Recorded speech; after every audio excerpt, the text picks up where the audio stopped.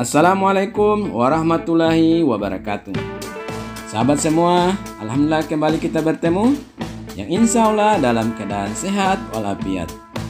Saat ini saya akan menampilkan prediksi tentang pertandingan antara timnas Indonesia yang akan berhadapan dengan timnas Thailand dalam laga leg pertama Piala AFF tahun ini.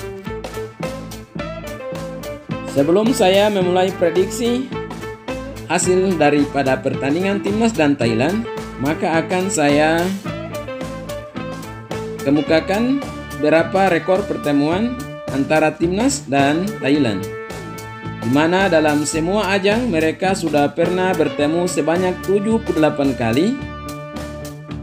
Dari 78 kali itu, Thailand paling banyak memenangkan pertandingan sebanyak 39 kali dan Indonesia hanya memenangkan 75 kali. 14 diantaranya dengan hasil imbang.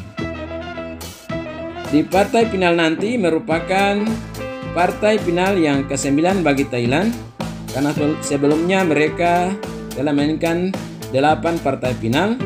Di antaranya mereka telah memenangkan 5 kejuaraan. Sedangkan Indonesia dalam laga final nanti merupakan final yang ke-6, dan 5 sebelumnya mereka selalu kalah di partai final.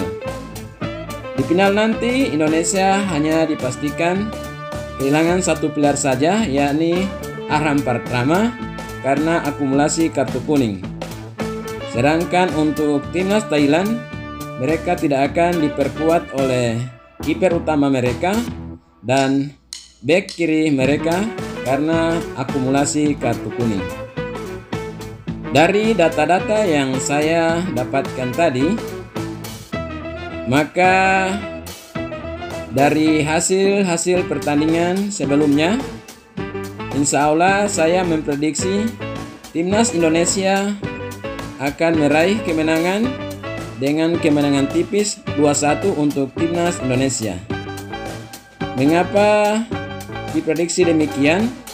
Karena selain kapasitas dari seorang pelatih Sintayong, anak-anak muda timnas telah bermain dengan cukup apik dan berpengalaman di partai-partai sebelumnya, dengan rata-rata gol yang mereka ciptakan selain dari Vietnam, yakni 4 gol dirata-ratakan untuk semua pertandingan. Nah, dengan prediksi tadi, insya Allah Indonesia bisa menang. Bagaimana menurut saudara?